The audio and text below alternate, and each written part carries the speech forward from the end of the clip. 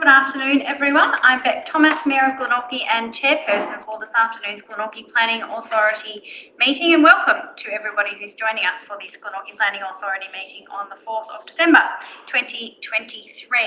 I acknowledge the Tasmanian Aboriginal people as the traditional owners and continuing custodians of this land on which we meet, and pay respect to Aboriginal people and elders past and present. Item 1 is Planning Authority Declaration. So I just state that the Glenorchy Planning Authority intends to act as a planning authority under the Land Use Planning and Approvals Act 1993, and that the Planning Authority has full power to make planning decisions on behalf of the Glenorchy City Council. Joining me in chambers this afternoon are my fellow Planning Authority members, Alderman Stephen King, Alderman Jan Dunsby, Alderman Josh Cockshut and Alderman Russell Yaxley, and obviously a number of council planning staff presenting items on this afternoon's agenda, and welcome to members of the public joining us both here in chambers and online this afternoon as well. Meeting procedures this afternoon are fairly straightforward. Our planning officer will present their assessment of the application and their recommendation, and then answer any questions of elected members. I will then invite the applicant and any interested parties to have their say by addressing the meeting. Our speakers will be limited to 5 minutes in which to address the meeting. I will then ask the planning officer to comment on any matters raised by the applicant or representatives if they wish. The planning authority will then discuss the application, and for statutory planning applications, the planning authority will decide the application and our senior statutory planner will explain appeal rights. And for planning scheme amendments, the strategic planner will explain the decisions being made by the planning authority and the process through to the Tasmanian Planning Commission. Legal requirements. When deciding an application, the planning authority is required by law to seek to further the sustainable development objectives of the Act, consider representations received during the public notification period, and make the decision by reference to the current planning scheme provisions. Our meeting rules, again, fairly simple. We just ask that you please comply with any direction given by myself as chairperson, and please respect other people's views and their right to have their say. Agenda item 2 is apologies, leave of absence. There are none this afternoon. Agenda item 3 is pecuniary interest. Do any elected members or staff have any pecuniary interest to declare? Mayor, item 7. Alderman Cockshut, item 7. We will note that for the minutes. Thank you. Item 4 is confirmation of minutes. Do we have someone to move that the minutes of the Glenorchy Planning Authority meeting held on 6th November be confirmed? Moved Alderman King, seconded Alderman Cockshut. Any discussion of the minutes? No, thanks. Any discussion by elected members? I'll put the motion to the vote. Please raise your hand if you're for. That's carried unanimously. Item number 5, proposed use and development, partial demolition, additions and alterations to dwelling, residential at 7 Strathaven Drive, Rosetta. And Naman is presenting to us on this application, so over to you, Naman. Thank you, Chair. The proposal is for partial demolition, addition and alteration to the existing dwelling. As you can see in the figure 1 is the aerial imagery of the site. And towards the right, it's Strata Heaven Nursing Home, and on the left, it's Riverfront Motel and Villa.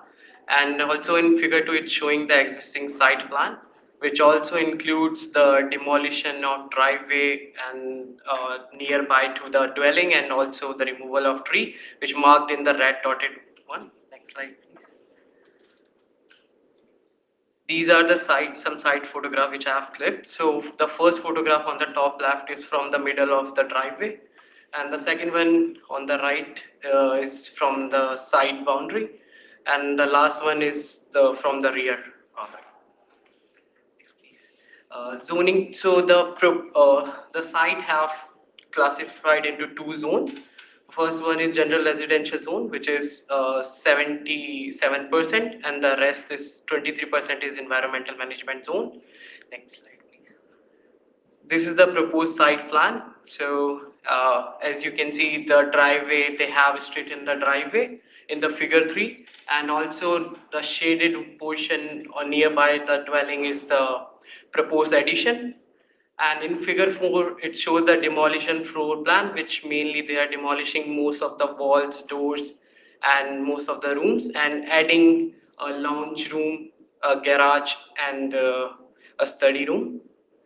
Next slide, please. These are the elevations, the existing and proposed ones. And in the red dotted one, they have showed the demolition work. So, and also I would like to highlight in the lower two elevations that they are extending till the boundary, but the dwelling is still within the building envelope. Next slide, please. So these are the descriptions which have considered for this proposal, which I will discuss later in detail. So next slide. So the first one is general for a general residential zone. So the proposal does not comply with the B point, as I have mentioned that they are extending the dwelling till the boundary, and it's within the 1.5 meter of set side boundary, and it also exceeds the length of 9 meter. That's why the proposal does not comply with the acceptable solution, and it has been assessed based on the performance criteria, which majorly discuss about the reduction in sunlight, overshadowing and visual impacts, and also separation between the adjoining properties. Next slide, please. So the figure 7 shows the shadow diagrams. So the applicant have provided the shadow diagrams of 21st June. So the first one on the top left in the yellow, it's of for 9 a.m. and the green one is for 12 p.m. and the blue one is for 3 p.m. So from 9 to 12, there will be no overshadowing or reduction of sunlight to the adjoining property, but at 3 there will be a minor overshadowing at the adjoining property. But it is important to note that the adjoining property is double story, and as well as the dwelling is within the building envelope. And also in figure 9 I have highlighted that there is a separation between both the dwellings. It's of 4.2 meters after extension till the boundary. Next slide, please. So the second description is for the environmental management zone. So as I mentioned earlier that the 23% of the site is within environmental management zone, and only very minor portion of the dwelling is within the environmental management zone, which is at the rear side, as you can see in the figure 10.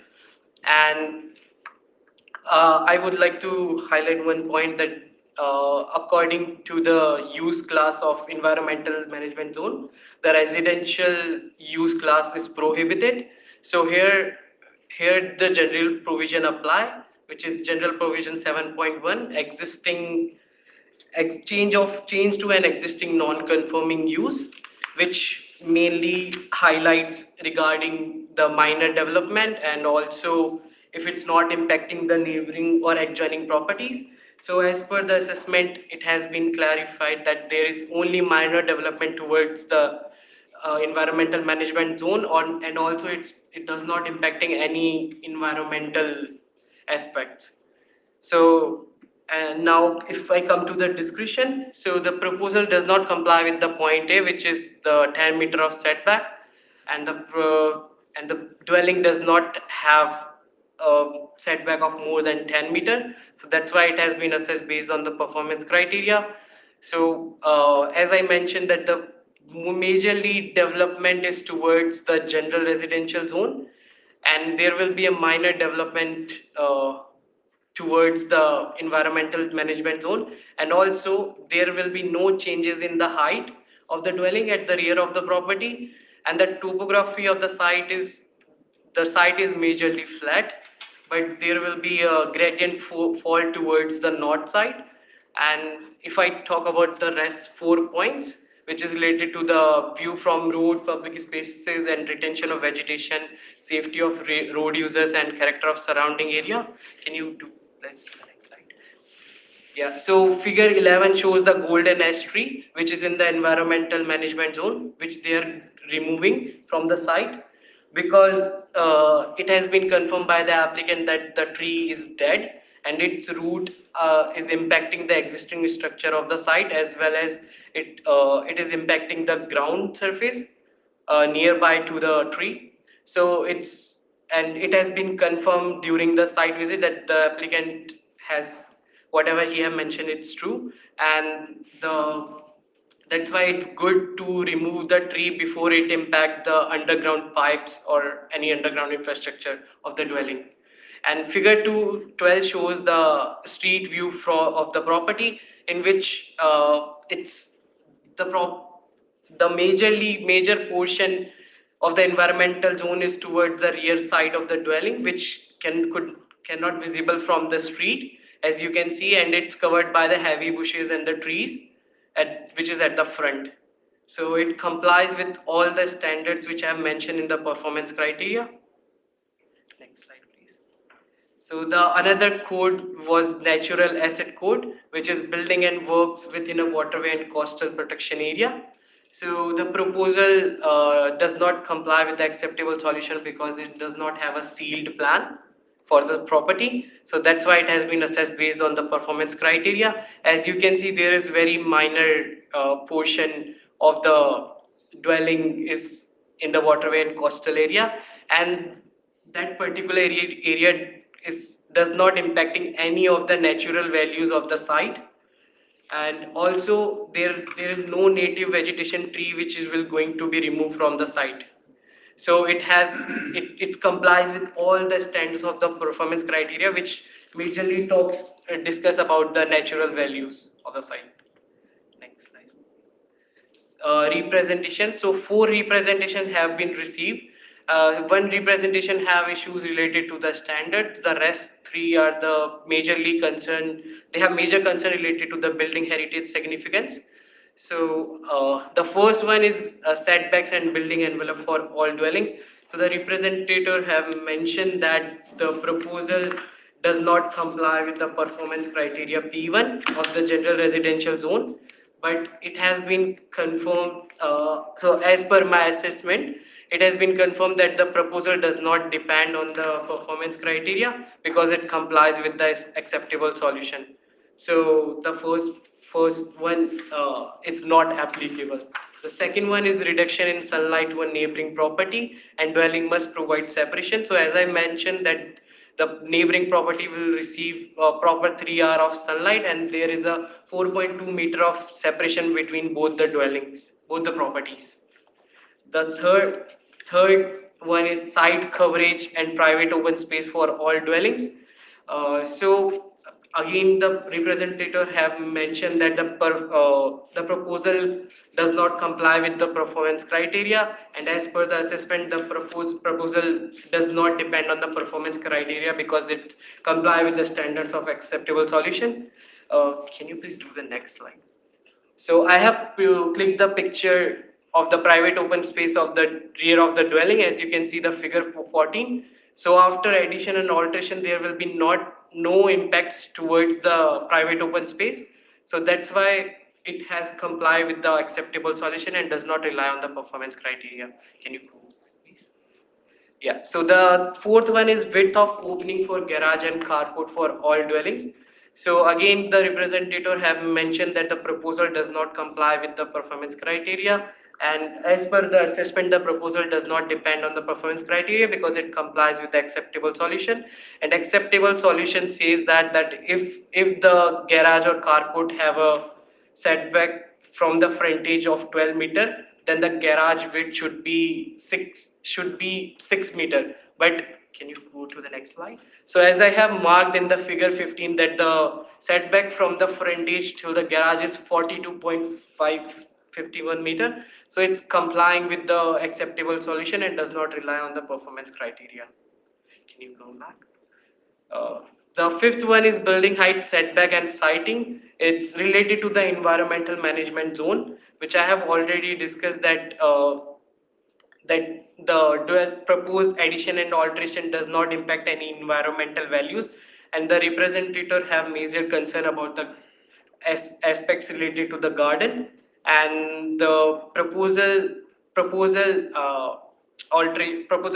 of alteration and addition does not impacting any of the environmental values of the site. So the fifth point I have already cleared, and the detailed assessment has been mentioned in the report as well regarding this.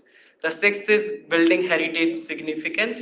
So majorly all the representatives discuss about that the building have a heritage significance because it has been designed by Edith Emery in 1960s for Mr. and Mr. Mr. and Mrs.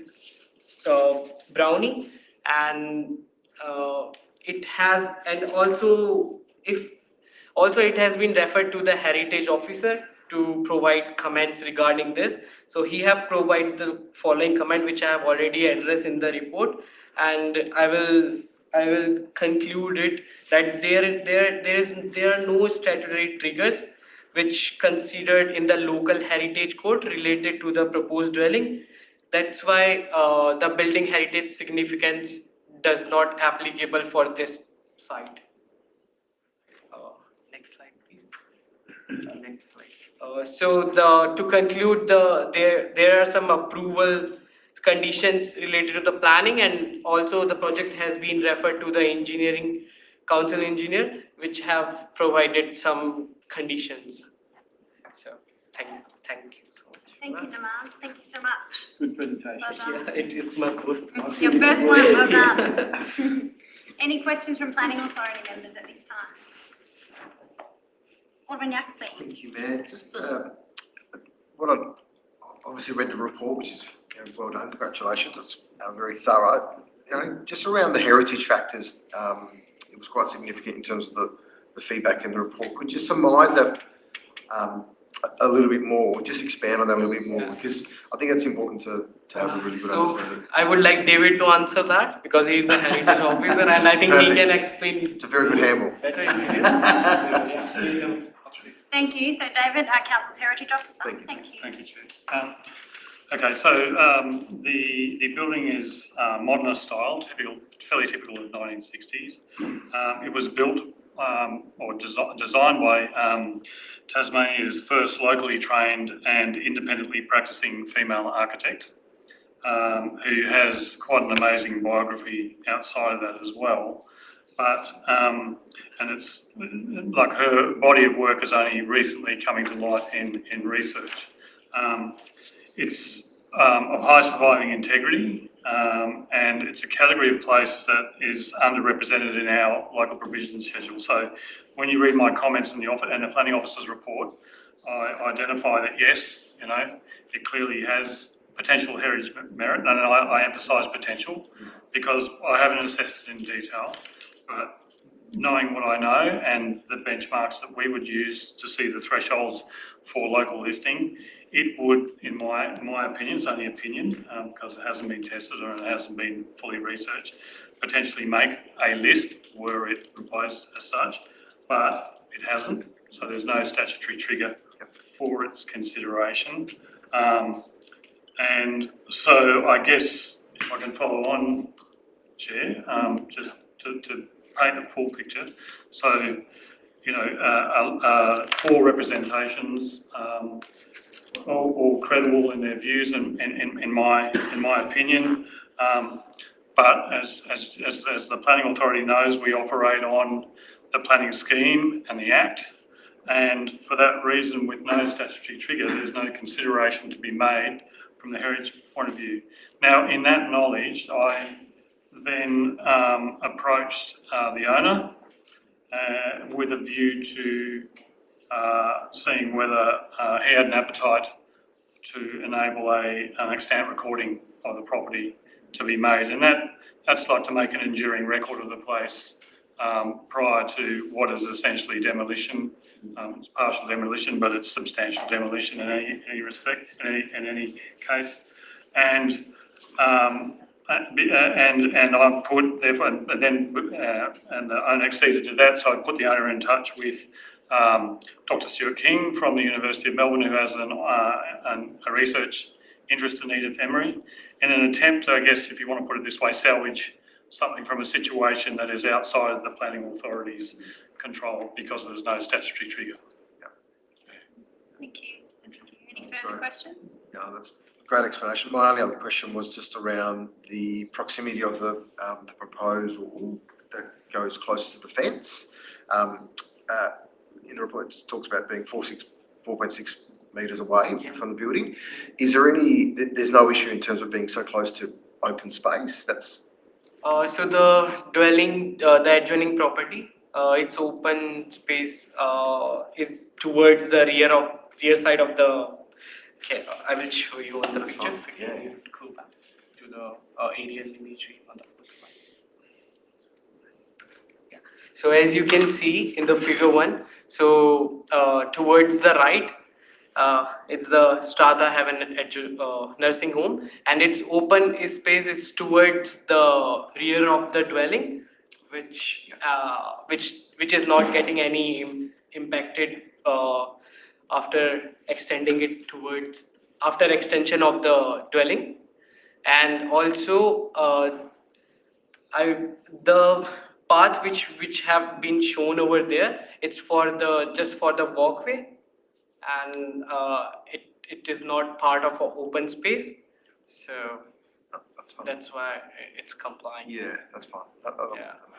Thank you. Thank you. Thank you. Any further questions from authority members? No?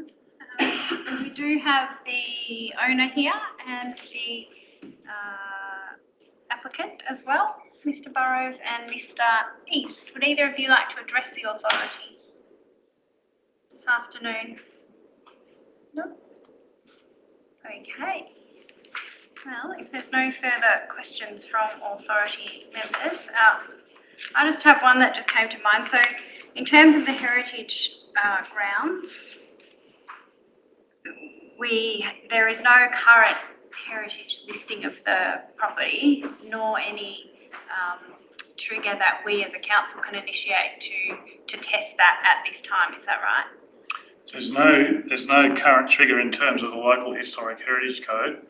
The Act contains a section where there are, part of the objectives are to conserve buildings of architectural or historical interest, but the scheme has also been authored in such a way that even were the authority to consider those the objectives of the Act and make a decision on those grounds, that there would be an ability to lodge an application under section 58, and because of the way the scheme, the Tasmanian planning scheme has been authored, it means for demolition, it means that, which would be permitted under section 7.9.1 of the state planning provisions, that means that the planning authority would be bound to approve demolition under section 58 of the Act, and no consideration of the objectives of the planning process could be entertained.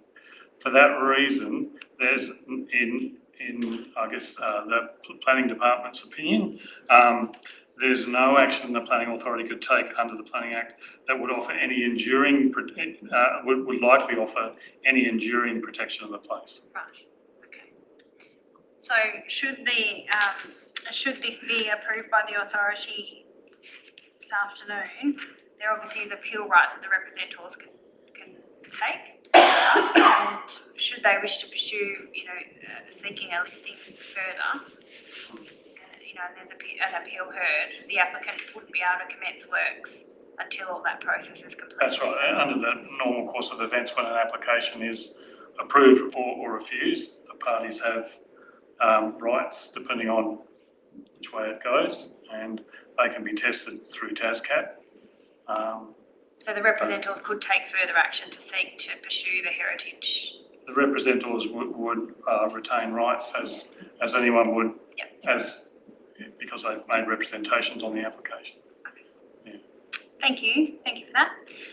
We have a recommendation then for approval that a permit be granted for the partial demolition, additions and alterations to dwelling residential of 7 Strathaven Drive, Rosetta, subject to the 6 conditions as outlined in our papers there. Do I have someone to move? Moved Alderman King, seconded Alderman Dunsby. Alderman King. Thank you, Mayor. Firstly, wonderful presentation. First time you said. Thank you so much. Very brave. Good job. Look, there are obviously some concerns around this, but it can be tested, as you said, if it goes beyond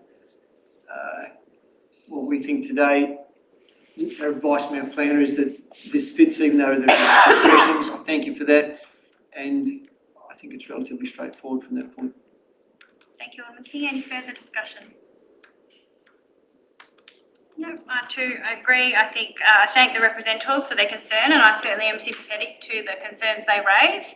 And as you told the story, David, about the the impressive work of Tasmania's first female architect, and that there are other works that there is quite a bit of significant interest in at the moment in these works, and certainly taking off my planning authority hat, I appreciate the value of those types of significant buildings in our community of Glenorchy. But with my planning authority hat on, we must assess and make decisions on applications based on our statutory role as a planning authority and based on whether or not an application meets the provisions of the planning scheme. And the advice we have before us today demonstrates certainly that the three discretions can be met under the performance criteria, and I'm satisfied with the advice that we've received to that effect. So I certainly note the representations received and confirm that we have received and read those representations as a planning authority, and certainly considered them in our decision making this afternoon. But for me, I support the motion before us. Alderman Yaxley. Sorry, but just a quick comment. I just wanted to just thank the applicant obviously as well in terms of with that historical significance in allowing Dr. King, who's got that interest in the architect as well, to create a record of, so to speak, prior to works being completed. So that's a good thing. Thank you. And just to conclude, I will note, that as I said, that there are appeal rights for the representor should they wish to appeal the decision, and that, we note that works can't commence until, should that appeal be made until those processes are complete, and if there's a 14-day period for that appeal to be made. I'll put the motion to the vote if there's no further discussion, or you will close debate first. Alderman King. Thank you so much. I think you've covered things really well, Mayor. I appreciate that. And Numa? Numan. Sorry, I get my kids' names wrong, so, Numan and David, thank you for your advice today. It's clear and concise, and I appreciate it, so I'm quite happy with that. Thank you. Thank you. I'll put the motion to the vote. Please raise your hand if you're for. Carried unanimously. Trevor, would you like to explain the process from here? Yes, the planning authority has approved the application this afternoon, and a permit would be issued. If that permit is not appealed, the permit will take effect 14 days from the date of it's being issued. If either the applicant or the representatives choose to lodge an appeal, the permit would not be valid until either the appeal had been withdrawn or a determination had been made by TASCAT on that appeal. Thank you. Thank you, Trevor. Moving on to item 6, proposed use and development, demolition and 23 multiple dwellings, inclusive of works and infrastructure, residential at 5A Taree Street, Chigwell, 17 Karaki Street, Chigwell, 15 Karaki Street, Chigwell, 5 Taree Street, Chigwell, and 4 Tutonga Street, Chigwell. And Peter is our planner who will present to us on this one, so we'll wait for him to make the mad dash down the stairs. Here he comes. Would have been quicker if you'd have jumped. Thank you, Peter. Right then. Well, next slide, please, Trevor. The proposal is for 23 multiple dwellings to be constructed at 5A Taree Street and 15 to 17 Glenorchy in a somewhat amalgamated lot. The land also includes 5 Taree and 4 Tutonga Streets, predominantly, solely for the provision of services. So looking at the proposal plan, you can see that it's effectively 4 blocks of varying sizes centred as a periphery to common garden areas which also function as engaging spaces. There's a pedestrian link out to Taree Street, and then the main vehicle access at Glenorchy. There's a subterranean car parking area at the bottom of the south block, which provides for most of the car parking, and then there's a few other areas for parking up at the north block. If we move to the next slide, though that gives a pretty good idea, this image here gives a better idea of the site and locality. So it was a former reserve, surveyed probably at that stage of the development of Chigwell, and it's presently owned by Homes Tasmania. There are other Homes Tasmania properties adjoining, which they are, as I said, adhering subject to the development occurring across the titles. If we we move to the next slide, that's one of the better vantage points along Marys Hope Road, looking out so that you can sort of see where the development's occurring. But I also use this image later in speaking to how the proposal visually will deal with protruding from the building envelope. So I think it's a good image. The site, Trevor, if you don't mind, please. This is the internal area, so it doesn't take much imagination to work out what a reserve looked like. It's fairly sloped to the south, which is where they're proposing some drainage.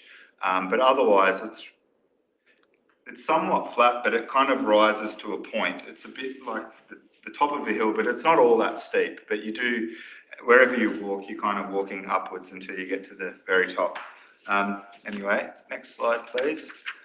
So it's wholly within the general residential zone. There is a portion of open space zone to the northeast, which is over that bit of bushland managed by the council, which is rather steep. You can see that quite well from the Brooker Highway as you come along. Next slide, please. There were a number of standards for which we had discretionary consideration, which I've listed there, and my report effectively focuses on the development standards and then, of course, the 3 standards at the end there, which are related to codes. We defer to our engineers. So getting into the development standards, next slide, please. The residential density for multiple dwelling standard, as you will recall, requires a rate of 1 per 325. Now, the proposal is for a rate of 1 per 249. The performance criteria are split so that when there is a higher rate, you can have a look at the compatibility with the surrounding area, or indeed that it be providing for a significant public benefit. Because B was so evidently what it could comply with, I didn't do an assessment under A. I'm not saying it's not compatible, but clearly in providing for near 10% of the demand for 2-bedroom dwellings in our city, it's quite significant. And so for that reason, I believe it applies. If we go to the next slide, please, Trevor. P1 of the setback standard relates solely to the intrusion upon the frontage. So the north block does intrude upon the frontage. It's not abundantly clear from this image, but I've drawn a bit of a blue line. There's a stair and a balustrade, which is, say, 3 metres from the front boundary, and then there's a very small section of wall of the dwelling, which is also within the setback, which I've called the bulk of the dwelling. So I don't have any concern about the stair and balustrade fitting in with the streetscape, and then, to then look at that minor section of the bulk of the dwelling. When you take into consideration that there's a bit of a curve, you're always going to, as you're driving along, have this sense of there's a building, there's another one, there's another one. By the time you pass this one, you're seeing the next one. Such a minor intrusion upon the frontage, I don't think is incompatible with streetscape qualities and what you ordinarily expect in a residential area. So I believe that the north block complies. Move ahead, please, Trevor. Then when we get to this P3 standard, each of the north block, the east block and the south block do protrude from the building envelope. The southeast block, however, does not. With this P3 standard though, the reason the north block's included again is because it's somewhat of a double up about the building envelope, and so again we're looking at overshadowing, but only because of the protrusion from the frontage. I don't see that there's going to be, when it's ordinarily, vertically a single dwelling appearance, I don't see any issues with overshadowing. So I've done a bit of a block by block analysis, please, Trevor. So you can see here the same image on the left about the front setback, but then when we look at the vertical building envelope, I think you can see that it quite clearly fits within and it's of a modest single dwelling appearance. I have no concerns for overshadowing, visual bulk, etc. The next slide, please. The east block, that red dashed line is the building envelope. There's a 240 millimetre protrusion from the building envelope, which I would consider negligible and on balance of the building envelope, the built form within the envelope, I don't imagine there'll be a perceptible difference as to that bulk versus what would ordinarily comply. And so for that reason, I believe it does comply with the performance criteria. If we go to the next one, the southeast block would comply with the acceptable solution. So I take it as a given that it's not an unreasonable appearance or overshadowing or the like.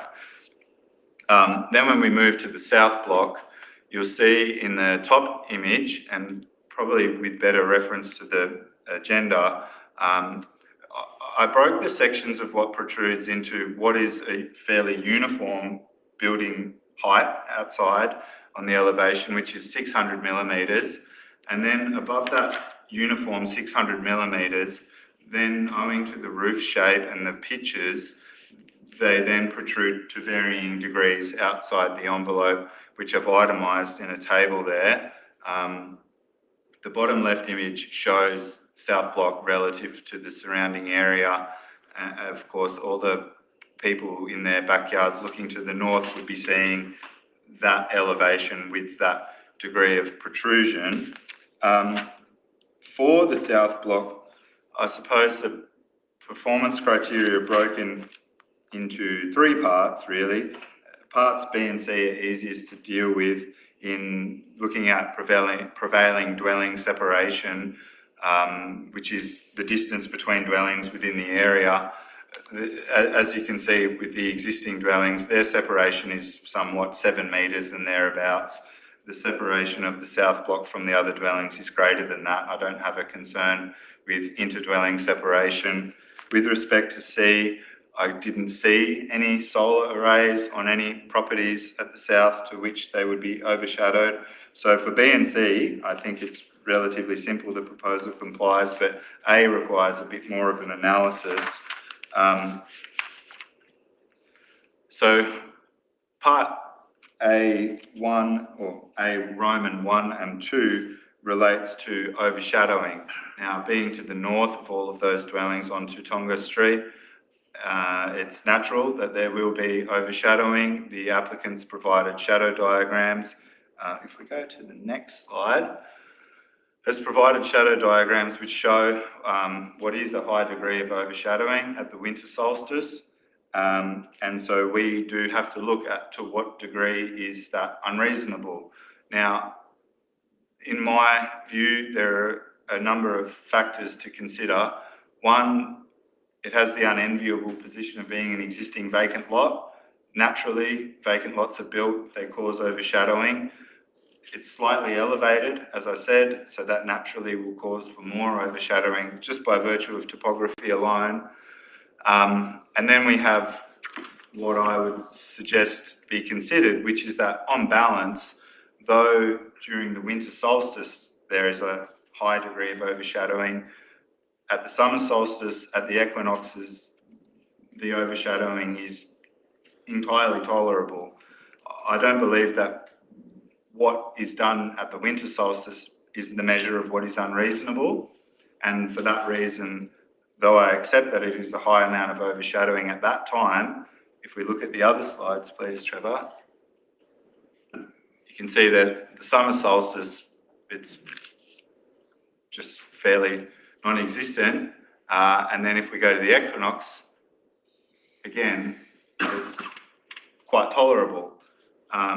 Now, over the course of a year, shadows get longer, shadows get shorter. There will be a period of time where they will be experiencing overshadowing. Is it unreasonable in an urban area? I don't believe so. And so for that reason, I do believe that the proposal complies. If we go to the next slide, before we move on, these perspectives were provided by the applicant subsequent to advertising. Shadow diagrams rarely form part of an application, really, but it's quite useful because what the applicant has done has shown that the degree of protrusion, which I showed in the earlier images, owed primarily to the roof shape. They have separated from the shadows cast by what is within the building envelope, and you can barely see, but it is there, that what is caused by the protrusion is blue, and what is caused by the bulk of the building within the envelope is red. So I think some consideration should be given to what would occur otherwise by a totally compliant dwelling or dwellings within the envelope, simply because of being a vacant lot and the topography. There will inevitably be, at winter, a high amount of overshadowing. Moving to the next standard, please, Trevor. Oh, sorry, you've gone the wrong way, I think. No?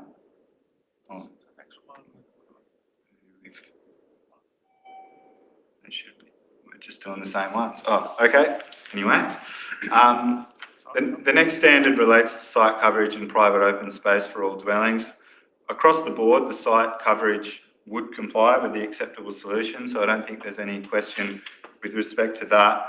What doesn't comply with the acceptable solution is the areas of private open space available for each of the dwellings. Predominantly, the dwellings, the dwellings are 2 bedrooms or less. They're well orientated regarding access to sun, and there are extensive common areas which I would consider have been designed to a high standard. And so for that reason, albeit the private open space areas being somewhat small, considering the operational needs of the users, I'm quite confident that the proposal complies and they have highly usable private open space. If we move on, and hopefully it works. These are the standards relating to the discretions considered under the codes. Car parking numbers, I think, is a relatively simple one in that, though they are 2 bedroom, the standard would call for 2 spaces, be it 2 bedrooms or 3 bedrooms. I think as 2 bedrooms, then naturally there are going to be less use for cars. The site is within public transport corridors along Berrydale Road. For the pedestrian access, it relates simply to the underground car park access width, and our engineers got a condition on there. They believe that the width that they've proposed is acceptable, subject to some modification by condition. And as for traffic generation, our traffic engineer accepted the rationale of the designer, or applicant rather, in the access location, the amount of traffic, etc. If you have questions on that sort of a thing, I'll defer to the engineers. If we move to the next slide, please, Trevor. I undertook a number of referrals for the proposal. Taswater provided conditions. Waste Services had a consideration of the shared bin area, but they've consented to it. And for the other referees, they're available online for questions. Next slide, please, Trevor. The proposal was advertised for 14 days. The matters raised, some are not within the remit of what we can consider, but I have listed them all here. Otherwise, I think I fairly comprehensively responded to the representations, and certainly I believe that the proposal does comply. One standard which is sort of raised in representations but not addressed in the report specifically is about privacy. The privacy standard kicks in when things are above 1 metre and they're within 3 metres of a boundary, and that's just not the case for this site. So though people may perceive a privacy concern, if it meets the acceptable solution, then there can be no further consideration. So in conclusion, please, Trevor. The proposal was assessed as complying with each of the acceptable solutions, except for those performance criteria where it's relying on the performance criteria is listed below. I've considered that the proposal does comply with the relevant performance criteria, and so it is recommended to be approved, which is the next slide. That's all. Thank you. Thank you. Thank you, Peter. Any questions from Planning Authority members for Peter at this time? Alderman Dunsby. Just a bit of a clarification around the pedestrian access in the car park that's down it's underneath. So there will be predominantly an access there for people for it, or there will be a path, sorry. There's just one area where there may not be. Am I reading it correctly? My understanding from reviewing the engineer's report, which I will defer to, is that it relates to the width of the access path, not that it isn't in a certain spot, but perhaps Bree, if you don't mind, I could ask Bree to answer that. Perhaps I could just elaborate a bit more. I just want an understanding that, potentially people with a disability in a wheelchair or people with prams and that will still be able to access the path. It is wide enough for that type of access. So that's where my question is coming from. Sure, I'll ask Bree to answer that, please. Sure, thank you, Bree. Hi, yes, to answer your questions, yes, it's wide enough for the pedestrian path. It's just that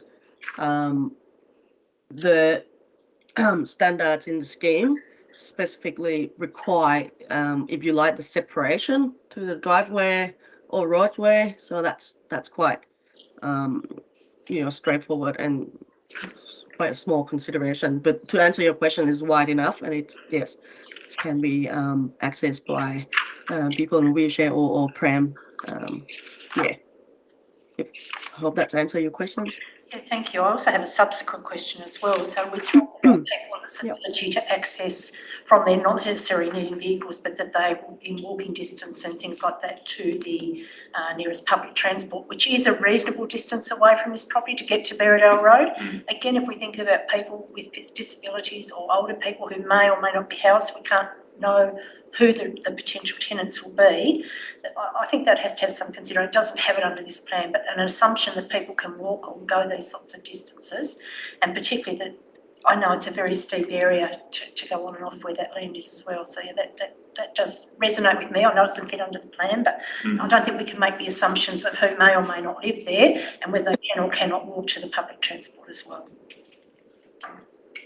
That's a fair point, if I might add, and perhaps the applicant who is here might mention something about that. But as it is outside the planning scheme, I can at least say that with the internal circulation areas, I would think that people who may have some inability to walk to the bus stop, which is, you're right, a few hundred metres away, and it is a bit steep at the bottom of Tyree Street, that they could make other provisions to get onto site to then take people to where they need to go. But I'll let the applicant maybe elaborate on that. Thank you, Peter. Any further questions, Alderman King? Thank you, Mayor. Just flowing on from that, traffic always concerns me when we infill large amounts of units into an internal area, and we say there might not be many cars, but there also might be. Is it, Emily, we ask here, what do we think is going to happen with Berriedale Road? I mean, that looks to be the likely arterial direction that people head out on. Yeah, Emily? Through the chair, the traffic impact assessment underdid 30 movement surveys both on Alunga Road and also in Berriedale Road as well, and the intersections are operating very well at the moment, and will with the development as well. The development will generate about, I think from memory, 11 car movements in peak time, which the road is able to cater for. Okay, additional 11. Would we ever get to the point, you think, where you might have an only turn left coming down Berriedale Road or something of that nature, and go down the roundabout and come back up if you want to come up the road? Because it's not the greatest spot to turn right on. Currently not at this point in time, nor with the development, but we can continue to monitor that. And that's something we could consider. It's nothing to do with the development necessarily, but something we would consider ourselves if it became a concern. Correct. Thank you. Thank you, Alderman King. Any further questions? Alderman Yaxley? Thank you, Mayor. Just regarding the density side of things, just want to get some really clear clarification around that. Appreciate that it's obviously significantly tighter, so I understand that. Just where it says obviously, and it does provide obviously significant social and community benefits, so that's a big box to be ticked. Just regarding the compatibility with the density of the existing development or established properties in the area, could you just explain why that just doesn't necessarily fit in with the explanation, if that makes sense? Sure. It says, respect A and B doesn't, Through you, Chair, I'll just get to the particular performance criteria.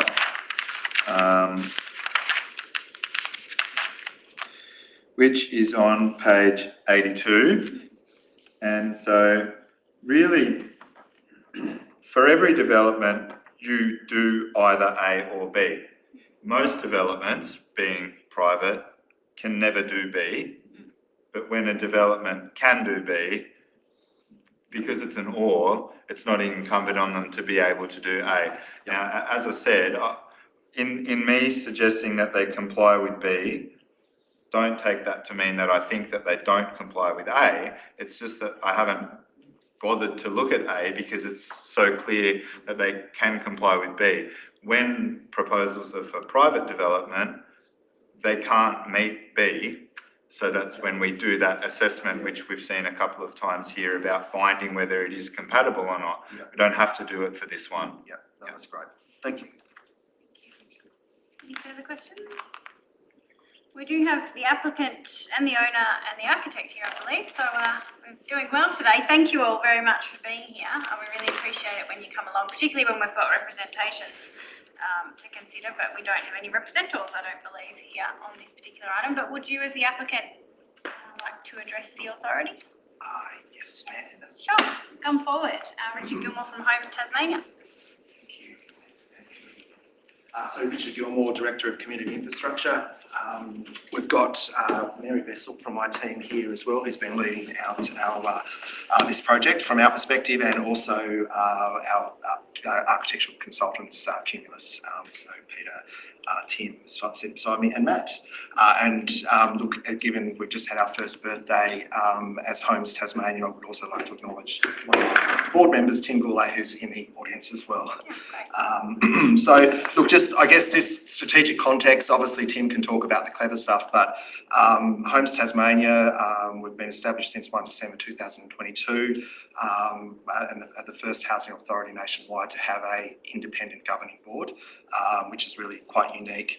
And we've also got some fairly challenging targets that the organisation needs to deliver as well, and that's namely 10,000 new homes by 2032. One of the biggest strategic risks to achieving that target is the availability of suitably zoned land that Homes Tasmania has access to. This project is a fantastic example of an infill development project. We're able to secure the land from Glenorchy City Council for the purposes of achieving a development. In our planning for this project, we never provided a number, but obviously that challenge of maximising the availability that we have, or the opportunity that we have with the land that is available to us. It's 23 units, but it's a net increase of 21 because we do lose 2 homes. And I guess strategically, from Homes Tasmania perspective, it would be, we're in a really good position to develop a good development on this site. We wanted to do something that was that would lead, was basically leading edge in terms of an infill urban development. We've selected the architectural consultants on that basis to come up with a first-class design. In terms of just addressing a couple of the questions, disability accessibility across this site is paramount, and all units are going to be either meeting the AS 1421 standard or can be made to do so. So that's a significant improvement to the 2 dwellings that we're demolishing. Average age of our dwellings across the portfolio is around 39 years. The 2 properties that we're knocking down were about 65, 68 years of age. There is no way we could make those units disability accessible in any way, shape or form without knocking them down and starting again. What we're doing though is replacing those 2 units with 23 units that meet our design standard for social housing. 6 of them will have fully compliant disability bathrooms and designed to the accessibility standard AS 1428. The remaining units can be made fully accessible if required, so they're designed on that same footprint. In terms of parking, because we're the landlord, a 1-to-1 is quite generous. In fact, over our typical developments that we do in the Greater Hobart area, it's about 1 unit per 0.7 car parks, and we get that dispensation because through careful allocation we can make sure that parking is managed across the unit complex. Here we have a 1-to-1, and we think that's entirely appropriate and can be managed as the landlord. So that's the parking consideration. I'm not sure, Tim, if you want to have a chat, you want to talk about. Yeah, I just wanted to briefly discuss some of the design decisions that we made. So particularly around some of the siting and some of the location of the dwelling. So, I mean, first of all, we were advised early on that the battle axe handle that's existing into 5A Taree Street wasn't able to be utilised for traffic concerns because of the slope of Taree Street. And similarly to 15 Karaki Street, so we were left with the access via 17 Karaki Street through there, which split the site into two. So as you can see, we've wanted to create a street frontage that was in keeping with the neighbourhood, and then also build into the larger portion of the reserve. The siting of the dwellings as well, because of the topography of the site, we wanted to maintain a communal green space as much as possible and separate parking from the dwellings where we could, in order to maximise that natural solar access and ventilation and green space for the residents. In terms of the overshadowing concerns, we went through numerous iterations testing what we could, and we found because of the topography of the site, no matter where we placed it, there were going to be overshadowing concerns. And then in terms of some of the form decisions that we made, in terms of the undulating roofscapes, which are extending through some of the building envelopes, we felt that one, it referenced the existing dwellings of the smaller cottages around the site of these gable and hipped roof forms, and also helped to reduce the bulk and scale of the development overall when we just tested flat roofs throughout it. So while they are encroaching, we felt that it actually reduced the size of the development visually. Thank you. Thank you very much. Oh, sorry. yes, Matt. I won't say too much because I think Peter's done a pretty excellent job of going through the detail of the scheme. But just in terms of a couple of things, in terms of specific items, the density, as Tim pointed out, the incursion of the roof on that sort of southern side there is quite minor, and whilst we could achieve the building envelope at that point, we chose not to because we felt that the architecture really did reduce the appearance of visual bulk from that elevation. So that was quite important. Secondly, one of the representatives was for Tatonga Street. There's a sewer manhole in their rear yard, and we were connecting to that sewer manhole. There's some conditions from Taswater around that. We've since done some potholing and surveying and whatever else engineers do to work out that we can engineer it so we don't need to go into Fort Tatonga at all. So they were concerned about that. But other than that, we certainly fully endorse the officer's report, and yeah, as Richard said, this is a great example of urban infill. Thank you. There were a couple of concerns in the representations about fencing and frosted windows. Were either of those things considered by the applicant? In terms of fencing, that's certainly something we are always open to looking at with our neighbours, and the opportunity, obviously, if there are fences that are below standard or don't have any life left in them, we can certainly look at replacing those. And I'm not I haven't been made aware of the frosted windows, but that's something we can look at if people want to raise those concerns with us where appropriate in terms of added privacy or what have you, of course. So representatives could contact Homes Tasmania directly to discuss those concerns? Yeah, absolutely. Yep. Okay. Are you able to pass those details on to representatives? I'd be happy to. Yeah, sure. That's great. Thank you so much for being here. I really appreciate it, because we have had in the past representatives for state government owned property developments, and it's always good, whilst we don't have them here this afternoon, it's always good to have here in case there are, and those two-way conversations often do result in outcomes that mean everyone's happy. So whilst I'm sorry we don't have representatives here to have those conversations this afternoon, really appreciate you being here for this item, so thank you. Thank you. Okay, well, we have a recommendation that a permit be granted for the demolition and 23 multiple dwellings, inclusive of works and infrastructure, residential 5A Taree Street, Chigwell, subject to 20 conditions as outlined in our report. Do we have someone to move this as a motion? Moved Alderman King, seconded Alderman Yaxley. Alderman King. Thank you, Chair. Look, nothing's perfect, and I appreciate there'll always be some concerns with neighbours when you take away a piece of land that's been vacant since I was a kid, which is a long time. And so I understand, well, understand is not fair. I feel their concerns. We can never fully understand how people feel, but I feel their concerns. As we talked about, this is urban infill, which is something that this council we support as best we can in an appropriate way. It's a well-designed project. I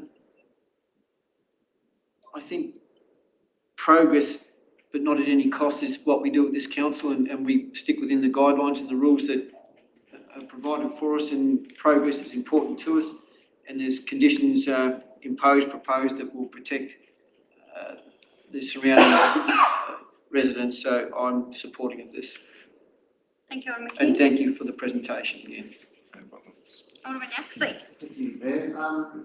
Yeah, certainly, from my point of view, the proposal aligns and complies with acceptable solutions on the most part, and where it doesn't, it meets the criteria for the performance criteria for the discretion. The overshadowing was obviously explained very well, and is just, seen to be an unreasonable impact, and I'm also satisfied with that. The density and around that question and having that social and community benefit, ticking that box makes that a lot, a big tick, which is positive, and I'm happy with that. Yes, the infill development and the effort that went into the design of the roofs to kind of fit into the envelope itself, and kind of it feels like it kind of fits in naturally and within the urban environment as well. It's pretty much maximised everything to the nth degree, and it's really made use of this great parcel of land for more homes, which is what we would like to see. Putting my hat back on for as a elected member, which is great to see more homes, more families and people in our municipality, which is fantastic. Putting our planning hat back on to make sure that, obviously, considering the representations and things and making sure that we're doing the right thing within the rules is certainly important. So I'm certainly be voting in favour. Thank you, Alderman Yaxley. Any further discussion? Alderman Cocksher. Thank you, Mayor. I think any concerns raised have been dealt with any discretions. Really good detailed report from Peter. I think at this project like this really aligns perfectly with our strategy for housing in the local community. So to get 23 dwellings in the municipality, I think is a great result, and I appreciate Homes Tas coming today and being able to work with any representatives with any concerns they've raised. I think it's really good to see both parties coming together. Thank you, Alderman Cocksher. Alderman Dunsby, anything to add? Yeah, I'd just actually like to endorse that and say the report is comprehensive. I appreciate the way that you have worked to get this project up. We have a statement of intent about having housing within Glenorchy, and I'm very pleased to see this happen. Also appreciate you evaluating to the discussion today around the accommodation of people. That we're making assumptions of who may or may not be the tenants there, and they may or may not be the tenants in many years to come, but here that properties can be adapted and can accommodate people with all their needs is really pleasing to hear. And also that you've offered to work with people around fencing as well. So having that flexibility and listening to the people who will be the neighbours is always going to set up a good relationship in the community as well. So I look forward to seeing this one progressing forward. Thank you. Thank you, Alderman Dunsby. I endorse the comments from my fellow elected members, and I'm really pleased to see this come to us relatively quickly since the disposal of land decision was made by this council. We do, as a number of us have mentioned, we do wear two hats, and we do have a statement of intent with our other elected member hat on, where we are committed to increasing the supply of housing within our municipality and doing all we can as a council to be able to help with the increase of supply of housing, and one of those roles very clearly for us is the disposal of land, and this is an example of that, and using the provisions within the planning scheme to accommodate increased density where possible, because we simply must change the way we do housing if we are to accommodate everybody's needs, and this is an example of that, increasing the density to enable more supply, more roofs over people's heads is what it's really all about. And this is a very sensible use of suitable land for that purpose and suitable or appropriate use of the provision within the planning scheme, 8.4.1b, as Peter has talked about, to be able to enable provision of housing, more housing within the planning scheme requirements. I think it's a lesson for us at council in suggesting the number of dwellings that might be possible when we do dispose of land, because obviously we've seen a better result achieved than what we had perhaps initially forecast might be possible on this particular land. Again, using the provisions within the planning scheme, or the applicant using the provisions within the planning scheme appropriately to accommodate higher density development, which is what we really need to see, as I say, to meet the demand for housing that we see. 23 dwellings will account for 10% of the demand for 2-bedroom dwellings. So on the social housing wait list, there are 230 something people who are looking for a 2-bedroom place in Glenorchy. So 10%, it's not, it's 10% is 10%, it's not 100%, but it's a great contribution to make. So I'll be really proud if we can pass this motion tonight, and look forward to the development progressing as soon as possible to ensure that no one goes without a roof over their head in our city of Glenorchy into the future, and can enjoy our great city of Glenorchy for the great place that it is to live and work and play. Back to the mover, Alderman King, to close debate. Thank you, Mayor. I think we've comprehensively covered that, so we'll just move on. Thank you. I'll put the motion to the vote. Please raise your hand if you're for. That's carried unanimously. Trevor, would you like to explain the process from here? Yes, the planning authority has determined the application and determined to approve the application. A permit will be granted. If no appeals are lodged, that permit can be acted upon within 14 days. If there is an appeal, either by the representatives or the applicant, that appeal will need to be heard before the permit can be acted upon, or alternatively, the appeal can be withdrawn and that will then make the permit valid. Thank you, Trevor. Moving on to item 7, proposed use and development, multiple dwellings. Just on that, Mayor, would it be worthwhile just swapping the two items around so Alderman Cockshut didn't have to go out and come back? Oh no, because we've got, I think, the representative of the applicant here, so Not a problem. that's all right. No, it's fine. Just note that Alderman Cockshut is leaving the room at 4:40 for this item. Okay, proposed use and development multiple dwellings 56 with associated works and infrastructure at 17A to 33A Clydesdale Avenue, Glenorchy. And Peter again is presenting on this one. Over to you. Thank you very much.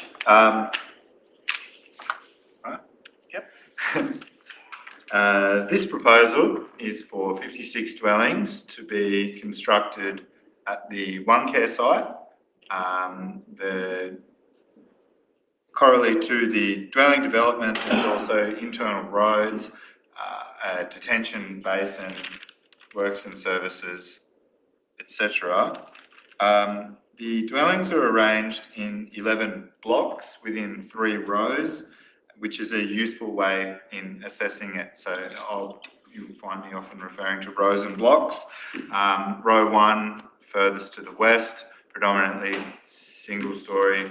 Row 2 in the middle, row 3 to the east, being the larger buildings. Now,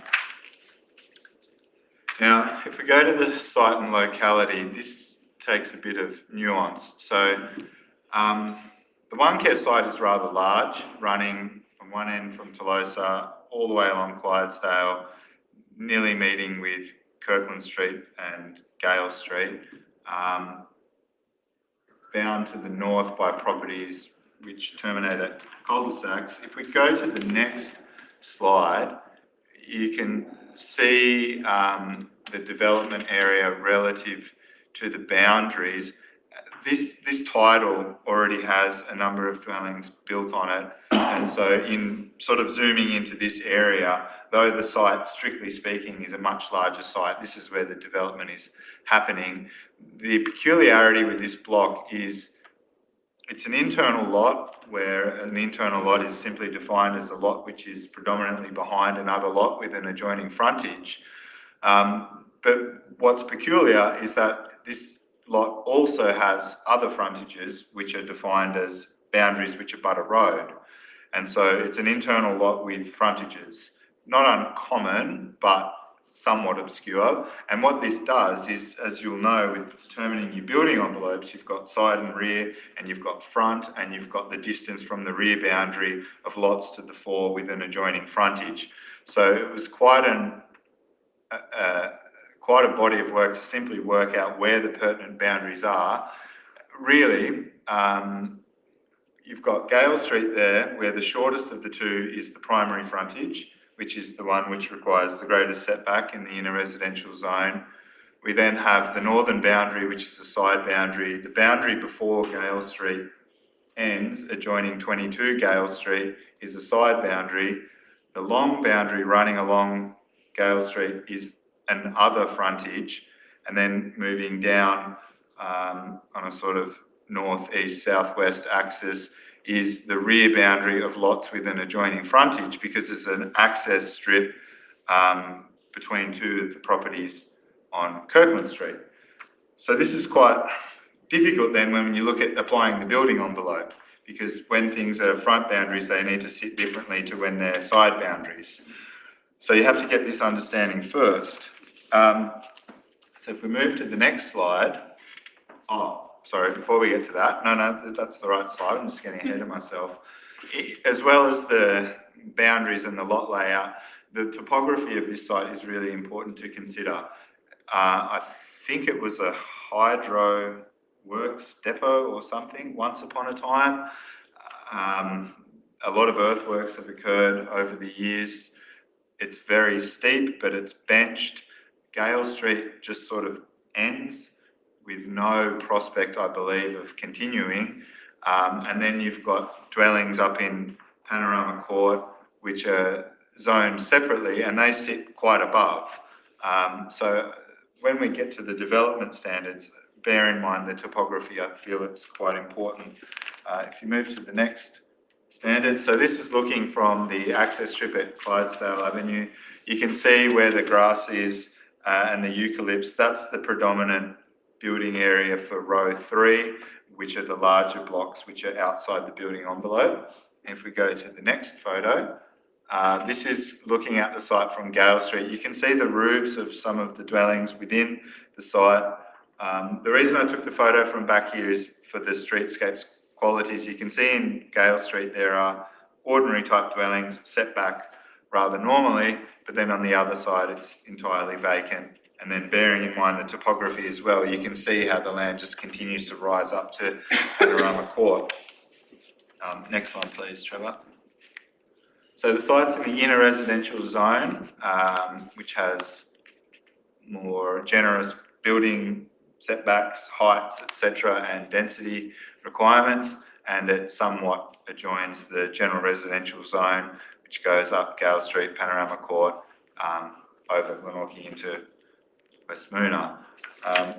So if we go to the next slide, where I've got the standards for which there is discretionary consideration, I've itemised them all there. Importantly, on the front sheet of your report, there's a bit of a typo with the flood itemisations. I think I called it 1261, but P1, P4. But the body of the report's got every proper standard, so they have all been considered. I just didn't label them correctly, I'm sorry. So if we move to the next slide, please, Trevor. This relates to the front boundary setback, which is the primary frontage, which is where Gale Street simply terminates. The acceptable solution is 3 metres. It's set back at 2970. It's a tiny intrusion upon the frontage setback. That end of Gale Street, in my mind, doesn't function in a typical sort of sense of streetscape anyway, which I've outlined quite a lot in my report. So not only does it not offer the same streetscape qualities that you would like to have in an urban area, the topography, which is a relevant consideration, which sort of balances the compatibility with regard to the topography, as we saw in that LiDAR image, to have a kind of uniform streetscapes quality, it's not possible there. I'm not concerned at all about the frontage setback being within, or the building rather being within the frontage setback as I've drawn there. And so for that reason, with heavy regard for the topography, I believe that the proposal complies in that sense. If we move to the next slide, so what I've got here are, we've got the rows being 1, 2 and 3. Rows 1 is effectively single story. Those ones to the left, they comply with the standard ordinarily, being buildings 1, 2 and 3. Row 2, which is in the middle, they are double story. They're cut in. They average in 6.3 metres in height. The highest is 7.8 metres above natural ground level. They're wholly contained within the building envelope. And so they're considered to comply with the performance criteria because it's relevant across the whole site. But of themselves, they would comply with the acceptable solution.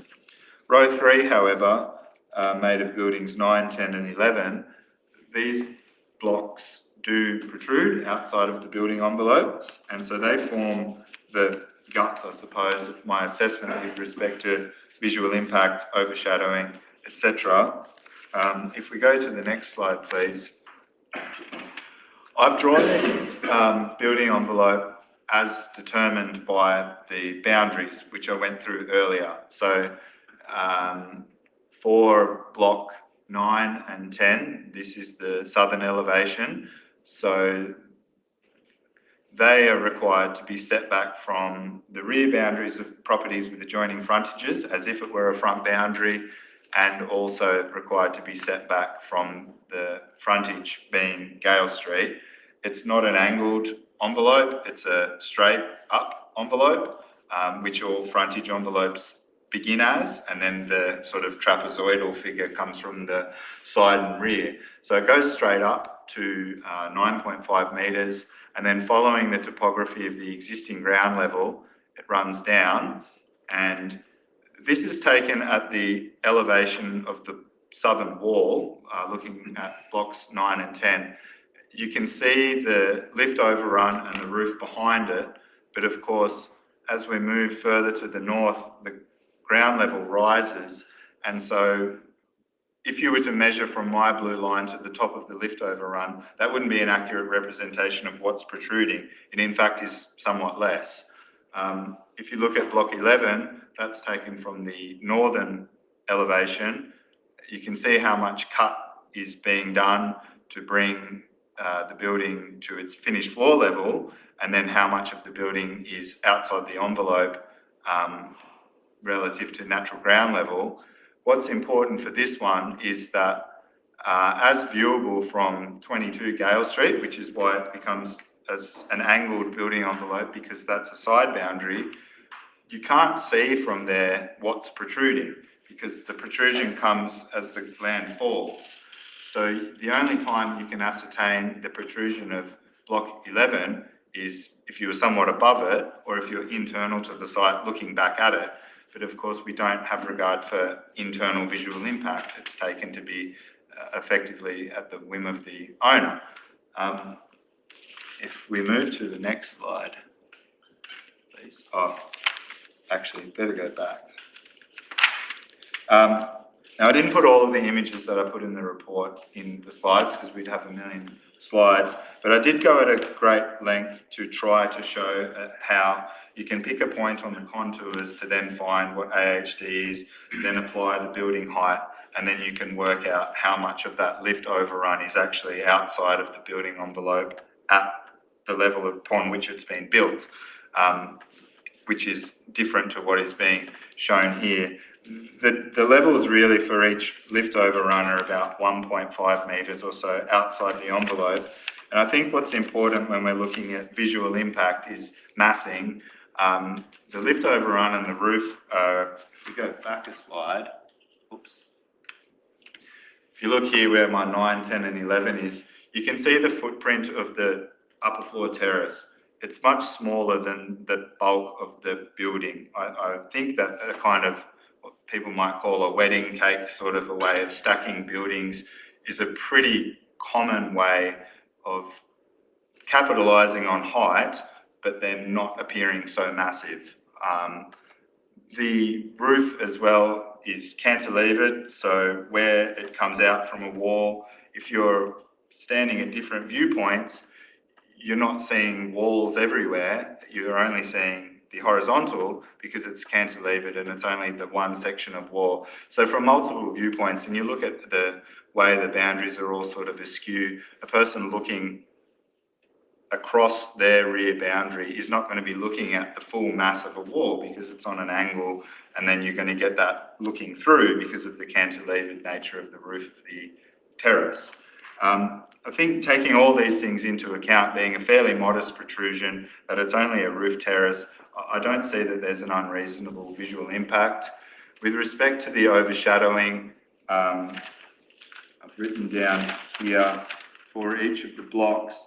Block 9 is 7.7 metres, but the lift overrun is 15 metres away from the nearest boundary.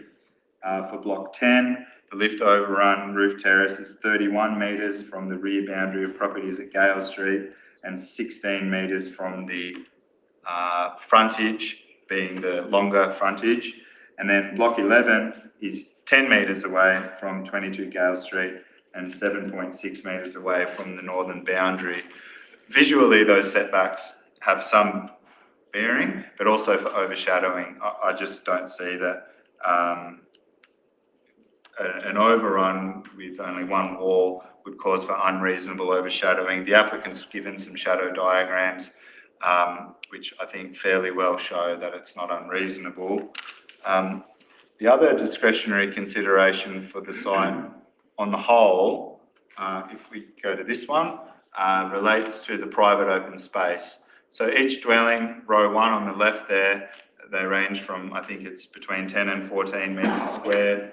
Row 2, again, between 10 and 14, and row 3 is the next one, again, about 10 to 14. Some of the ones on the bottom are a bit larger, but in my mind, they are 2-bedroom dwellings. They have sliding doors which open right out from the living areas. The ability for people to have a sort of a seamless in-out enjoying light, which is available, evident through the shadow diagrams. I have no issues with suggesting that it complies with the performance criteria in that respect. I've sort of lumped these two together. I will speak to that because P1 relates to 40 metres squared in general, and then P2 relates to 24 metres squared in a contiguous area. These dwellings only have the contiguous area, which is sub-minimum with respect to the acceptable solution.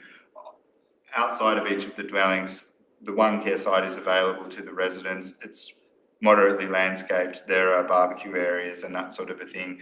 And so we can have regard to those common facilities as well under both of these standards. Moving to the next one, please, Trevor. The overshadowing of these, it's a bit hard with this image, but generally speaking, the decks are orientated on a northwest sort of axis. I think that's perfectly reasonable for access to sunlight. The separation of the internal roads and then their height sort of stacking up along with the topography will mean that there's very little interdwelling overshadowing as evident in these drawings. I'm quite happy that the proposal complies with the site coverage and private open space. Site coverage similar to Taree Street would ordinarily comply. It's just that the performance criteria sort of lump it in, be it one or the other. So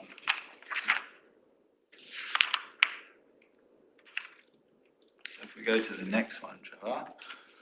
This is where we get into the codes. Again, primarily deferred to internal referrals. With respect to parking, the occupants are their 2-bedroom dwellings. They provided a TIA which was accepted by our traffic engineer, so there's no issues with the number being sub-minimum as provided. Traffic generation again relates to the traffic on Clydesdale Avenue, and the TIA was accepted by our traffic engineer. With respect to flooding, this is the one I can speak to a bit more generally. What we have is a proposal which is multiple dwellings, but it's also somewhat of a retirement village. Once you go into that definition of a retirement village, it then introduces a whole nother code with respect to that being considered as a vulnerable use. And so we've done an assessment against the standards of 1252 P1 and 1252 P4 as a vulnerable use. As independent living units, we've got to find our tolerable risk.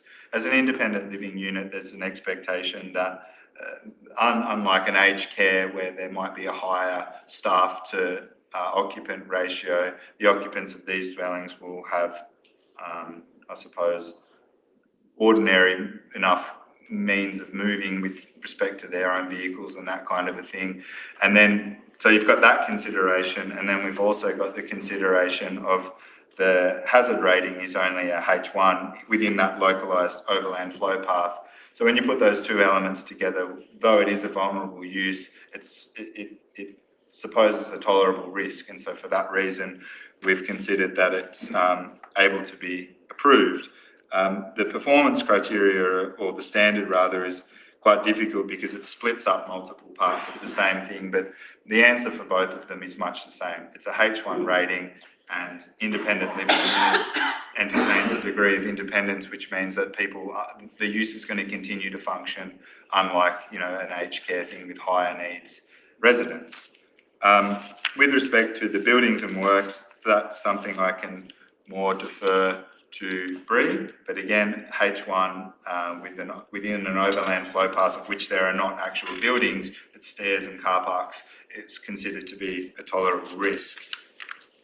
Thank you, Peter. You clearly know this application inside and out. I think we're probably moving on to representations, are we? We are, yes, if we keep going, that's just the image of the flow path. I'm just mindful that we've got both the applicant and representative here, so I just want to make sure we have enough time for Sure, them yeah. to speak. So we probably need to summarise the representations because we may hear from the representative. So we may. We received one representation within the it was 1 day outside of the advertising period, but that doesn't mean that we can't read it, consider it, and so I have addressed that in my report. In conclusion, I suppose, to do it succinctly, everything is before you, and the recommendation is for an approval. Thank you so much. Very comprehensive summary there, as I say, a very comprehensive report, and clearly you have made a thorough assessment of this particular application and all the considerations in relation to the 7 discretions that we have to consider as a planning authority. Are there any questions for Peter? No? Okay, no worries. So we have both the applicant and a representative present. Would either like to address the authority this evening? Mr. Manili, please come forward. Thank you. Mayor, I live at number 8 of our report, and number 6, number 8, for a short submission into the council. They're 30 pages, our submission. I don't know if you had a chance to read that or not. We certainly have received it. Look, I'd like to focus on 2 things really. First of all, we're not NIMBYs. We understand the site we've got over time. I mean, we've been there for 33 years in my case, and Kat's been there 60 years, so we know the history of the site very, very well. The history overall, and gone through 2006 when there was a public care unit built, 2014 application for 80 units, and today's application, which is basically 50 units. Essentially is the area that wasn't developed in 2014 for whatever reason. I don't know why it wasn't developed. Initially in 2014, they were going to be 2-storey units. Today, they're up to 4-storey units. And that's an issue which I want to address today.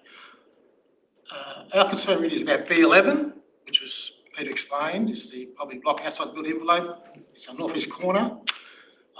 It's about 52 metres in height from AHD. It basically parallel to the height of currently 22 Gale Street. In terms of noise, just so you know, back in 2015, the hydro pool was being built by OneCare. That was a recommendation of council developers to put that in part of the development at that time. OneCare didn't want a pool, but council, for whatever reason, negotiated the pool to go ahead. I was the only representative back in 2015 about this development, and I pointed out about noise, and Murphy's Law applied. For 12 months, I had noise in my property from the pumps, air vents from the pool. simply found out that council engineers and builders decided to put all the air vents towards Winter Street Hill. So I actually had to double glaze my bedrooms. Actually had to engage a noise specialist, Perry Turch. And I spent many nights with Peru doing noise surveys, which we subsequently gave to council. Council finally admitted in those emails over 12 months they'd been a breach of perm conditions about noise. Subsequently, there was a lot of work done by One Care in the pool. So the receptors on Panorama Court number 8, number 6 are noise sensitive receptors. This development today on the 4th story, quarter roof terrace, it's 3 stories roof terrace, is 4 stories. On top of the roof terrace is going to be the lift well and various pumps, air conditioners for the building itself. Because there are 4 years, all the air has moved in and out of that building, okay? Now, I've met with Mr. Burgess from One Care at my place during the submission, and I appreciate Greg's time. Nowhere in the town planning documents given to council was there any reference to the acoustics of that 4th rooftop services, where all the services are going to be: lift wells, motors, pumps, air conditioners, venting. So I suggested to Peter that, one of my concerns with roof terrace is acoustics. Now, Peter and I discussed an acoustic wall. Again, there's no reference in the planning document you received from council about acoustics, other than it's not part of the planning requirements and it's under MCA. I don't personally want to go to a situation of 12 months again where I'm having to have noise issues. All I really want is to have a confirmation that all the equipment put on that 4th floor is acoustically enclosed. There are going to be pumps, air conditioners, motors on that 4th floor. I'm 7 metres from that on building 11. 7 metres. I've already had problems in the past with noise. So I think it's reasonable. I put a condition which was accepted about putting a noise condition on the permit to say that all the equipment on those top floors should be acoustically enclosed. It's reasonable, it's fair, and it's within the remits of the council. Secondly, we engaged the town planner at our cost, Irene Duckett, who's a well-known town planner. So we're serious about our objection and representation and trying to put objectivity into our submissions. Now, Irene Duckett's firm recommended 2 things. Yes, an acoustic wall would be a reasonable way to pacify noise, possibly mitigate noise emissions. And second was a privacy screen. Why a privacy screen? On the northeast face, on building 11, my house is about 60 metres in altitude from on the side. Number 6 is about 65 metres. So Peter's correct. We are above the height of the top of that roof terrace by about 6 metres. We look down upon it. If I go into my backyard is 42 metres at the very bottom of its property. I explained this to Greg and to council through photographs. If I'm in my backyard, I will look up 9 metres to the rooftop terrace. So visually, I will see people at rooftop terrace potentially. Now, I've spent 33 years, Kath spent 60 years landscaping our gardens, knowing that at some stage in the future, there will be development on that side. So we've created a vegetation screen on that property at our cost and our benefit. We propose for the town plan that we engage, say it's reasonable to say to future-proof that site. For $500, you put an acoustic screen on the northeast corner of building 11, which meant that we can't see them, they can't see us. Because at some stage, I may clear my vegetation on my property. That's my right. Or I can sell a property and someone can clear the vegetation, in which case it's clearly visible. So yes, I do look down on the property, but it's incorrect in the report you received to say because we look down, there's no visual impact. If I'm in my garden, I am below building number 11. And don't forget, 2014, when the applications first arose, those buildings that we're talking about now, 11, 9, 10, 11, were supposed to be 2 stories. They're now 4 stories.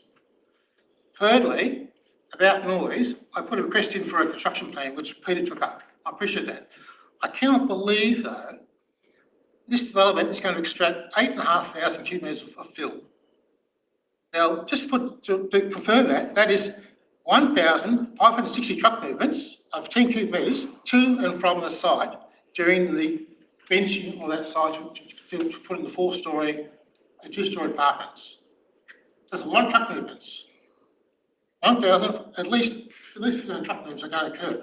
We don't know, is it over 12 months, 2 years, 3 years, who knows?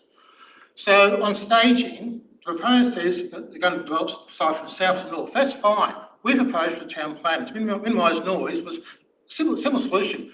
When you're excavating this detention pond on the south part of the block, at the same time, why don't you excavate where building number 10 and 11 are going to occur? Because the highest impact of noise during construction is going to occur in that northeast corner. Why?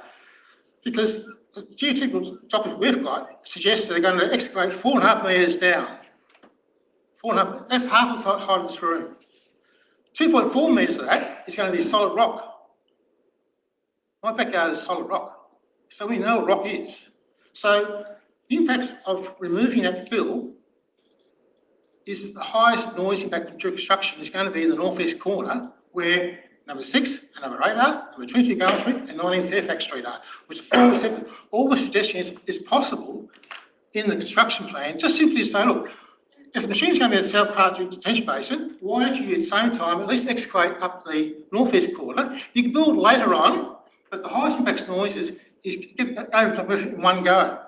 Otherwise, we have situations where we have stage 1 noise, stage 2 even higher noise, and stage 3 the highest noise occurring right on that boundary. So we have no relief from noise whatsoever during construction. So all I'm saying is that noise is an important issue on that site. It's been proven in the past, and all I'm suggesting is, would you please consider in your review of the conditions, there'd be a noise condition for, at least on the rooftop terraces, an acoustic wall, and Greg did, and I had discussion, that was the inference that I got from Greg.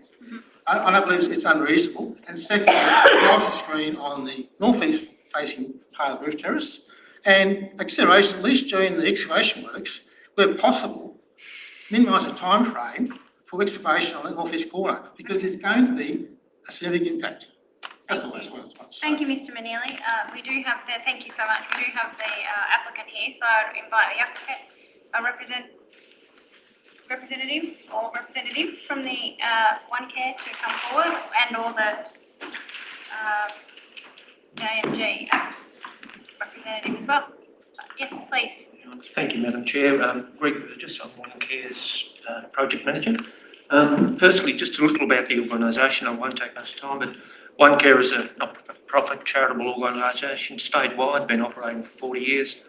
Has facilities here at Glenorchy, Kingston, Launceston, Port Sorell, Burnie.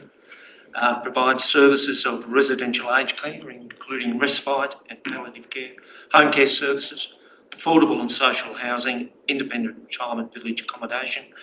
Over 2,000 clients statewide, and directly employs 800 permanent part-time and casual employees. The Barossa Park complex is subject to this development application. Currently houses 136 bed residential aged care facility, 18 two-bedroom affordable or social housing units, 40 two-bedroom retirement village units, and a recently refurbished community hub, was the former pool referred to by Dr. Manili, which is now redundant. But the refurbished community centre now consists of a retirement village hub, which is a social space comprising of lounges, library learning area, indoor activities space, kitchen and dining facilities, barbecue and bar area, exclusively for the use of our retirement village tenants and their invitees. It also houses our newly developed home care services and offices that provide services to Glenorchy and the greater northern suburbs area, existing and new retirement village clients if required. The community centre has been designed to cater for the increased number of units and tenants proposed by the Barossa site, and was officially opened in July of this year, and we were pleased that Alderman Dunsby and the General Manager, Mr McMullen, were able to attend that event. The current proposal is for a 56-unit retirement village across 11 buildings over 3 rows and 2 streets. I don't need to explain that anymore. Your staff member here has done a very strong job in presenting that. This development is supported by market research dating back to August 2018, conducted by Brand Partners, and more recently updated in 2023 by Bridge Advisory Group. And also it's supported by community demand. We have over 70 expressions of interest the units at Barossa Park on our books at the moment. I'm sorry to cut you short, Mr. Burgess. I might just ask that you keep your contribution to the discretions that we're considering and perhaps some of the matters raised by the applicant, just in the interest of time. Perhaps I'll refer to. We do very much appreciate that information. We are all aware of the wonderful contribution that One Care makes, but we do have to get on with that. Thank you. Sure. I'm Stephen Gerson from Cycle Architecture. I'm the lead architect on the project. So to sort of discuss a couple of the key discretions, I think one around noise is there's no intention to be locating services on what we've been referred to as the fourth floor, which we would refer to as a rooftop terrace, which is designed to create a social outdoor space which is shared for the people that would be living within those 10 apartments to come together as a community. Just a question if I may. No intention or there will be no? The intention is that we have a basement area which has car park, foyer, storage for bins, etc., which would also then have the capacity to accommodate air conditioning units, bin storage.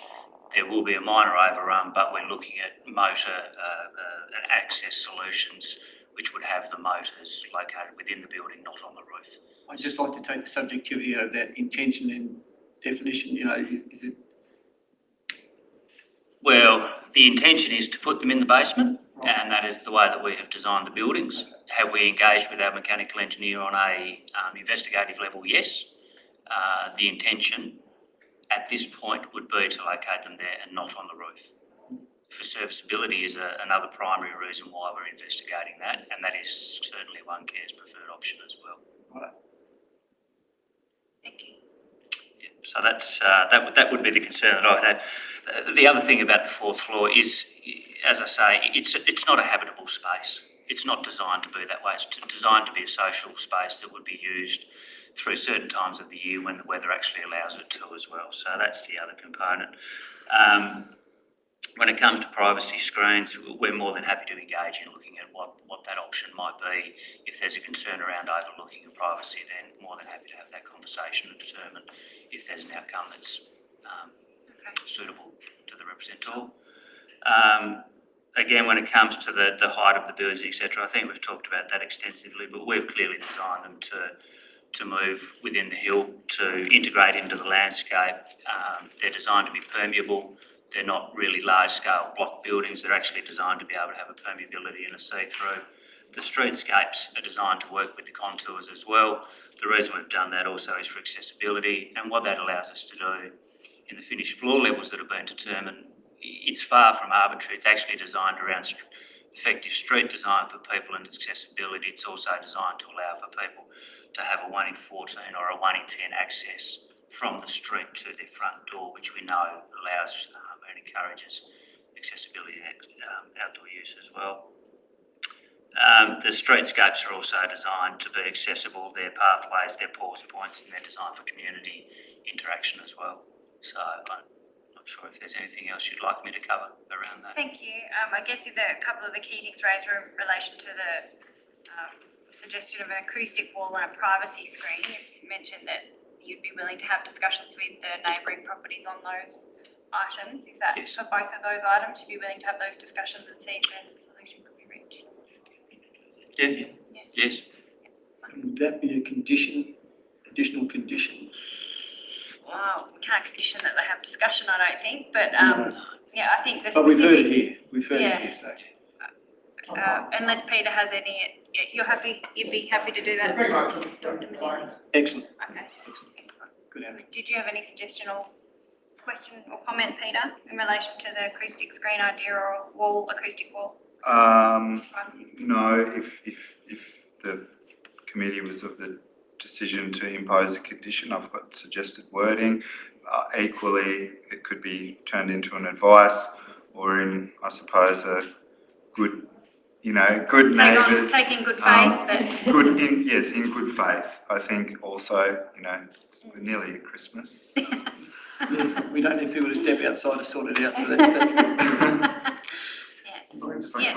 I think if it's possible to have something in terms of maybe an advice type of thing, in terms of, well, I appreciate goodwill is excellent and I love goodwill and I think that's a positive thing. In an environment where making sure that things are happening, I think it's important to have that somehow. Yeah. Okay. So Peter, how would that read in terms of advice? In terms of an advice, well then it would be much more open to just simply say the applicant is encouraged to consider the provision of acoustic screening and or privacy screening with respect to adjoining properties in Panorama Court. Could we say they've agreed to have that discussion, or is that not appropriate? I wouldn't say that's necessarily appropriate. No. But an advice really is just a note that everyone can see. That it's a record that this has been discussed, I guess, and that to come back to, encourage to consider the inclusion of privacy and or acoustic screening. Excellent. Are you satisfied with that, Dr. Manili? No, I'm Yeah. fine. Okay. Okay. Yeah, I suppose, it's really a big stage. Yeah, absolutely. It's a practical term. Yes. Yeah, sure. Yeah, okay. Well, if we could include that as part of the recommendation, thank you very much for being here. I think we will see if there is someone to remove as a motion that a permit be granted for block dwellings 56 with associated works and infrastructure 17A to 33A Clydesdale Avenue, Glenorchy, subject to the 25 conditions and advice as we've noted there. Do I have someone to move? Moved Alderman King, seconded Alderman Dunsby. Alderman King. Thank you, Chair. Look, again, in-depth presentation, appreciate that. Thank you for the representatives and the proponents for being here, and I'm grateful to have this discussion in here and hopefully move forward on this. It's needed. At the same time, 25 conditions is a lot of protection, and we would hope to see that in place and make sure that everyone gets a good outcome here. Any further discussion? No? I too, I speak in support of the motion and really appreciate both the applicant and Mr. Manili, Dr. Manili, you being here as well, and the comprehensive work that you've put in and investment you've made in your representation. It is very comprehensive, and we certainly have read and noted that, and pleased that you'll be able to have a discussion as you leave the room and further to make sure that development can be done in a suitable way where everyone can stay good neighbours. I'm supportive of this recommendation and appreciate the work that's gone into the assessment of the application. There's no further discussion. Alderman King, you happy for me to put the vote? I'm really happy for you. Okay, I'll put the motion to the vote. Please raise your hand if you're for. That's carried unanimously. Josh. And I don't know that would you like to explain the process from here again, Trevor, for the third time? Very quickly, yes, the permit authority is determined to approve the application. A permit will be issued. The permit cannot be acted upon for 14 days. If there is an appeal, the permit will not be acted upon until the appeal is decided or withdrawn. Okay, thank you. Thank you. Thank you, guys. Thank you. Thank you, Peter. Okay, Alderman Cockshut returns to the room at 5:21 p.m. We note that for the minutes. Item 8, final item, proposed use and development, demolition, multiple dwellings, 35 new and 1 existing, and consolidation of 2 lots at 14 and 24A Brent Street, Glenorchy. And may I be so bold as to say that we have read the application, or would we like to see a presentation? I'm happy to take it as read. Yeah. Anyone else? I'm comfortable. Sylvia, are there any key points that you would really like to make in relation to this application? Well, I can just sort of quickly say, like, the discretions in terms of the building envelope, they sort of come about because it's a sloping site and the higher walls. None of them have a significant impact in terms of overshadowing, visual impact in terms of that, because they still have reasonable separation distances from the boundary. It's just because they're a little bit higher, and also because it's internal lot, so it requires 4.5 metres sort of from what is the internal front boundary, which is more than what you normally would have. So there's a couple of discretions there. However, the surrounding buildings are all quite far enough away, and you've probably seen that sort of by reading the report. The other thing is separation, normally from private outdoor space for the higher up window should be 6 metres, which it isn't in every case, and so I'm recommending some conditions for fencing to reduce the overlooking potential for the adjoining property. That's internal properties, not the ones on the outside boundary. So there's 2 lots of 2 different conditions. One of them is a higher fence, and another condition is where it's an option to have landscaping and a balustrade and a fence. And then traffic is fine, has been considered by the development engineer, and in terms of the flood prone hazard area only applies over the access handle, so it doesn't apply to any of the areas where the buildings will go. And other than that, we have had one representation that's concerned about water pressure, which Taswater has looked at that, so they're happy with that. Construction noise and construction traffic, which will be looked at in terms they will have to submit a construction management plan with a building permit application, so that will be dealt with. And the traffic has been considered. Traffic in the Trent Street was also an issue for the representative, and that has been considered by traffic engineers. So overall, even though it's quite a large development and a bit unusual with the way it's sort of double-storey moves up the hill, it's fairly compliant with the planning scheme and it's considered acceptable. Thank you so much for that very succinct summary. Sylvia, greatly appreciated. Any questions for Sylvia? Just to comment again around traffic, I appreciate the comments there. That encourages me that it's been looked into in depth, because we are adding more traffic flow to what already is a fairly busy area. So thank you for that encouragement and confidence. Any questions? We don't have, don't believe we have the applicant. You are the applicant? Okay, sorry, I didn't have your name. I didn't have your name on the sheet, so I do apologise. Tim Gourlay, I did book in to attend tonight. Oh, wonderful, thank you. I didn't necessarily want to speak, but I'm happy to speak if you have any questions. I'll represent the owners, which is a partnership. Okay, yep, thank you for being here. Appreciate your patience in waiting as well. Happy to say it meets the intent that I've heard you articulate of council for more housing, and about social housing. This is a private development. It's an infill site again, which has been waiting and begging for further development for some time. It's a little bit of a challenging site because of the slopes there, but I think our architects have come up with a good scheme and something that will optimise the offering on that site and be a good fit with the environment. Thank you. Someone to move the motion. Moved, Alderman Cockshott. Someone to second. Alderman Dunsby, Alderman Cockshott. Yeah, thank you, Chair. Again, really detailed report, and it's great to see, it all goes through 35 new dwellings, which the gentleman just said does go with council's strategic plans in regards to affordable housing for the municipality. So I think any concerns we had in regard to traffic congestion and stuff have been laid down. All those discretions have gone through. So all in comfortable to put up the motion and go from there. Thank you, Alderman Cockshott. Any further discussion? Alderman Dunsby. Yeah, again, not just endorse those comments from my colleague, but also, we're noting here that this is a private development, so we hear often about the need for social housing, but there is a need for other housing in the area as well. Some people may downsize and those sorts of things, which will free up the bigger homes for families as well, so we will see a circular movement of people and just an increase in people coming into Glenorchy and living here, so I'm very supportive of this application. Thank you, Alderman Dunsby. Any further discussion? Cockshott, would you like to close debate? All good, thank you, Mayor. I'll put the motion to the vote. Please raise your hand if you are for. That's carried unanimously. Trevor? I think I need to say. You don't need to explain the process again. 3 times is enough. Wonderful, thank you. Thank you, everybody. I declare our meeting closed at 5:26 p.m. Thank you, everybody, for your contributions. Thank you.